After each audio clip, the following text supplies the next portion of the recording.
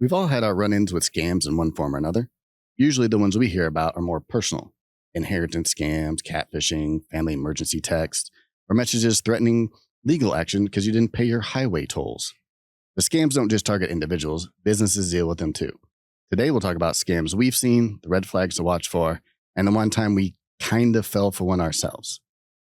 But first, this episode of Almost Productive Copy Break is brought to you by New Boston Creative Group. We're the best marketing agency in the entire world. We guarantee that we can get you the #1 spot on Google. And we can eliminate all negative reviews. And I promise over $1 million in profit every... What? No. Sean. Wait. Sean, easy. Okay. We can't promise that stuff. Fine. Anyways, to sign up for service, I just need you to go to the store, purchase 6 gift cards, and then send me the redemption codes at Sean, SHAW. No. Hey, I don't Sean, think this... Okay. We don't take gift cards. What are you even talking about? I think it'll work. Welcome to an Almost Productive Coffee Break, the same bold flavor of our original podcast brew in a single shot. Perfect for those times when you need a quick marketing pick-me-up. I'm Sean. I'm Julie. And I'm Addie. And we are all marketing professionals at New Boston Creative Group in Manhattan, Kansas.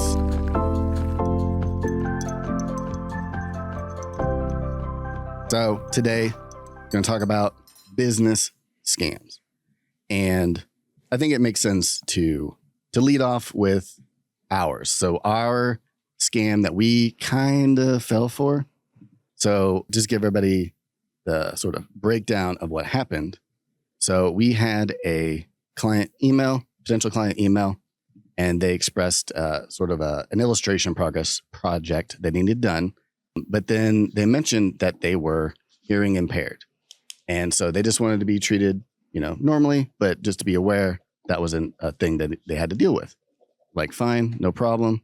He gave us the specs and a realistic budget in the sort of like that first initial email, which funny enough is kind of a red flag because most people don't know the exact details of things like that they need.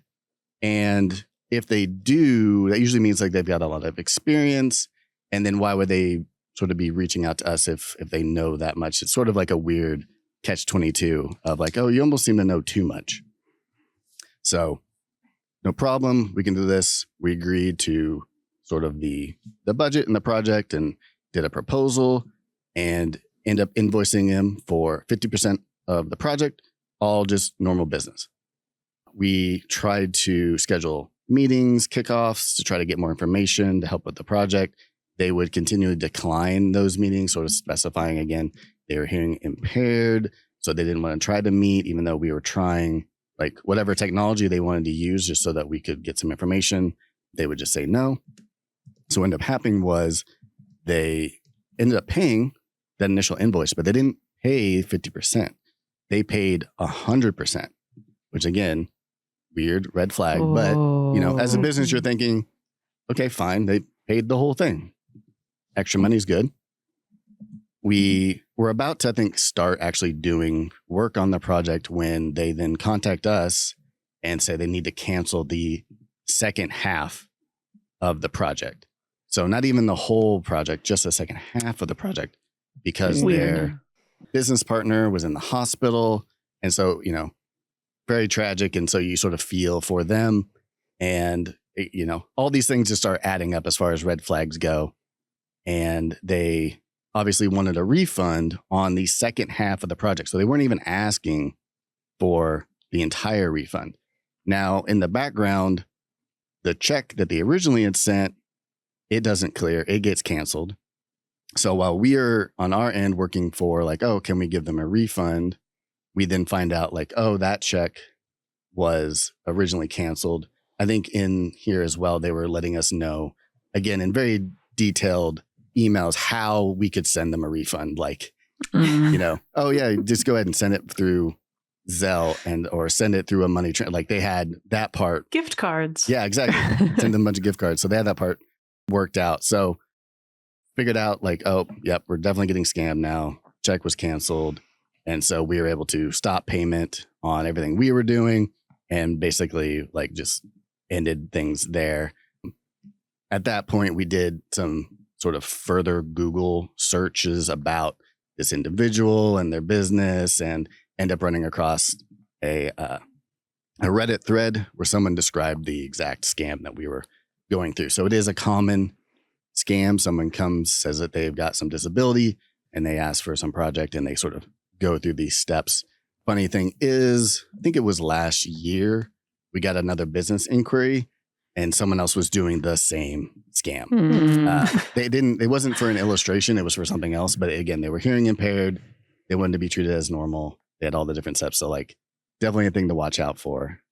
It seems so plausible as you're going further down until things start to fall apart once too many red flags sort of build up on you. Which is, it's such a shame because that really preys upon, oh, I'm an empathetic person who, doesn't want to offend anyone, and I want to meet you where you are. Not to condone any sort of scam, but that seems especially insidious. Right. Well, and like not only our end of that, but it kind of discredits other people with actual disabilities, so that someone would even think twice about that being a scam potentially just by mention of a disability is also a real shame. Like that's such a bummer. Right. Yeah. Because now, like, if I see that come in, my first thought's going to be, oh, is this like that other scam? Or does this person actually have something, have a disability that we need to work with? It's not good. No, people. Also, realistically, that doesn't actually take that much work shooting off all of those email blasts or filling out all of those forms. But something I think about often with scams is you're putting so much time and effort into these things. Like, go get an actual job. Like, you're doing so much work. Is this coming to fruition? Like, what's your success rate here? Right. Because I think that's a good lesson for this one is the amount of money isn't large. And I think the total, project wasn't even $5,000. So like if this ended up working, it would have been, how many weeks of back and forth emails, and then they potentially profit maybe 5K. And it's like, was that worth the time? It doesn't seem like it, but I guess it's also something to look out for. Like, just because it's a small amount of money doesn't mean you're not getting scammed. Right. For these things.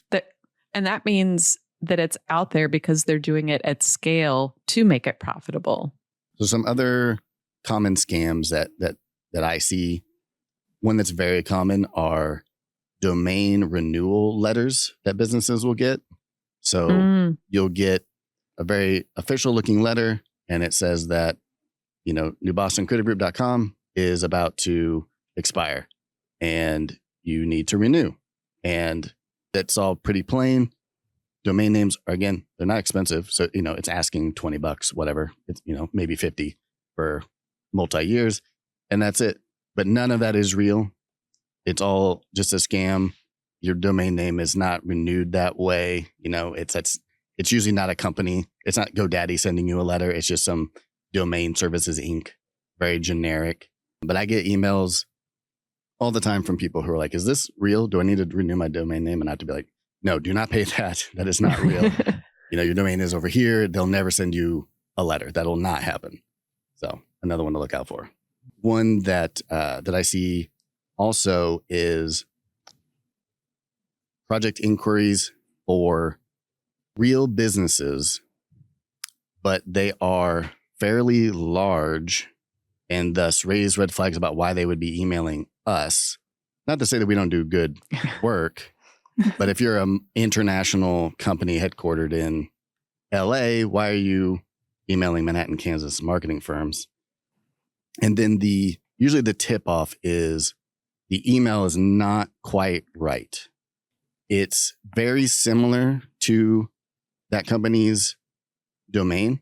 So again, if it's newbostoncreativegroup.com, their domain might be missing a word or have a designator like -us, or it's not .com, it's .org. Like, there's something that's just a little off but believable about the email. And so that's the first like tip off for me, like, this is weird, to go with the, like, why would this company be emailing us in the first place? And then you can do further, try to Google that person because usually that's like their name. Do they even work there? Try to find anything about that organization. So another one to sort of like easily fall into. I've never sort of like, I think, responded to these, so I don't know what the next step is. Maybe I should do that sometime just for my own curiosity is see like, if I try to set up a Zoom with this person, what will then happen? How does this scam progress itself? And the email address, I think that's a best case scenario, or like most impressive case scenario, where they have the email address or the domain that's close to the actual business. A lot of the time it's just a string of random letters at gmail.com or at hotmail.com. And you're like, well, that's not right. Yeah. They're getting smarter. One that I got recently was an email from what looked to be DocuSign needing me to like sign some legal papers for, I can't remember, it's probably for business reasons at the time, and which is perfectly logical. Like, you know, you get sent signature requests for things as a business owner all the time, and the email itself looked legit, and it might even, you know, somehow been crafted from DocuSign. You know, the way these scammers work, they might have tried to actually send me something to sign that then once I clicked on it, that next step was how the scam works. So everything about the email looks legit, but then you click to go like the signature. And I think in this case, it took me to some weird sign-in page, like for, you know, Microsoft account or something that didn't, like the jump from DocuSign to the next thing was a little bit awkward. Mhm. And then you start noticing like, oh yeah, the website that it sent me to, yeah, is a bunch of letters, .net, whatever, / and you're like, this isn't quite right. But like that one looked legit in the inbox until you got to the next step. So like, again, another tricky one that people should look out for. Constant vigilance. It's too much. Do you have advice if someone clicks a link and then realizes, oh no, I think this is a scam? Like, what should they do in that scenario? Yeah, I think if you end up clicking a link, and depending on like what device you're on and where that link takes you is sort of the level of how seriously you should take it. So if you're on your iPhone, on your Mac, you click a link, it takes you somewhere weird, but you haven't done anything yet, you're probably safer than most. Where those devices, because Mac is so locked down, usually automatic spyware and stuff isn't as much of an issue there. Also because the user base for those is lower than, say, a PC or a Google. So a lot of times scammers don't target trying to hack an iPhone or a Mac. But if you are like on your Google device or on a PC and you click a thing, it could potentially lead you somewhere where it could have downloaded some sort of spyware or virus. In that point, you might want to do a scan depending on what sort of device you're on, if you've got that installed or if you want to take it into somewhere. I would definitely be vigilant if I was on one of those to just double check, like nothing weird happened, and just make sure you're not, it does send you like a login, don't log in. If it looks weird, check the URL, like try to stop there and you might be fine, because it probably wants you to take a couple more steps to, you know, steal your login or steal something else that they're trying to get access to, and not just downloading some spyware to your computer. Another one that I think happened a few years ago, where your business will get a phone call where they will just start asking you questions to verify information. And so, you know, does so-and-so work there? Is this their name? Is this your address? And so you end up just saying yes, or you just affirming everything they're doing. And I think in this instance, the company made a claim that we had agreed to some service or some contract where they were going to start invoicing us based upon some sort of like, oh, you had said yes to all these things. And either it was like, however the question was worded that you said yes to, or they just recorded you saying yes to another question. And then we're going to come back and like, you know, audio manipulate you saying yes to a different question. And I think we just end up ignoring them and nothing ever happened. But it's every time we sort of get one of those, I'm always sort of like, what am I agreeing to? Even if they're asking me a normal sounding question about what's our business address? I'm like, is it this? Well, I don't know. Why am I saying yes to this? Who are you? Like, why would I affirm to these weird questions? So another one to sort of look out for. Yeah, I'd heard that about saying yes and being recorded saying yes. So occasionally, if someone calls and I don't recognize the number, but I think I should answer it, I won't even say hi, and say my name. I'll be like, yo, or I'll say something really weird. And then if it's like, turns out, oh, hello, I'm calling, and it's legit, I'll be like, oh, hi, I'm sorry. I thought you might be a scammer. I love that. Or instead of saying yes to an answer, I'll be like, I'll just say something weird. Usually I might steal that. When we're at the beginning of one that I think maybe it's that, I'll just restate their question. So like, oh, is your address this? And I'll be like, that is the address. Just like trying not to give any other thing that they could pull from if that's what they're trying to do. The last one I wanted to mention was one that Nick ran into, Yes. which was a copyright scam on a video. Oh. The copyright scam was sent to one of the other principals, Kristen, because we do a series called Cool Careers for a nonprofit called Higher Paths. Check it out.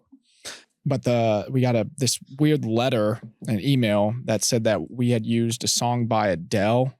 Someone Like You was the song that they had mentioned. I don't know. Without pulling it up, like the company was like, Ben and Knopp or something like that, Like a law firm. Right? Yeah, It sounded like a law firm. And the immediate catch was the email. It was from a Gmail, email. So it's like, okay, why would they be using a Gmail if this was a legit law firm? But still, curiosity. It's like, was it maybe in the background? Because I have heard YouTube videos getting flagged because maybe there was the songs in the background. Just on a radio or something. Sure, yeah. And there were other weird instances too, especially one that Addie pointed out, which was, it said, we scanned your fan page. We don't have a fan page. So if you're just reading the email very intently, checking the email that it's coming from, like, all those red flags are telling you, okay, this is a scam. And this scam didn't seem to be needing or wanting money. It essentially just took you to another link, or you clicked on a link from the email that took you to a page that kind of broke down what they were going to do if you didn't take any action. And so they're like, okay, check out the video at this link that we scanned for, and you click another link, which takes you to a Facebook sign-in. And at that point, you're just like, why do I need to sign into Facebook? So I'm not entirely sure what they were wanting. I don't know if they wanted. That might have been it. Just the Facebook login Facebook might have been login. enough. I guess so. But it was very legit, very well prepared. And to Addie's point earlier, just a lot of effort and a lot of work. And it looks like a lot of hours put into this that, you would hope that somebody could put that energy into something that's, more good for this world. And then also, this is kind of the alternate argument, but you've already done all of that work. Not that I want scammers to get more efficient, but why not like the Gmail account? That could have been better. Like there was the fan page. Right. That's not notes. real. Addie Like, has notes. That is notes. Like, There do are a better things- job. right. Like either do it full-fledged or don't do it at all.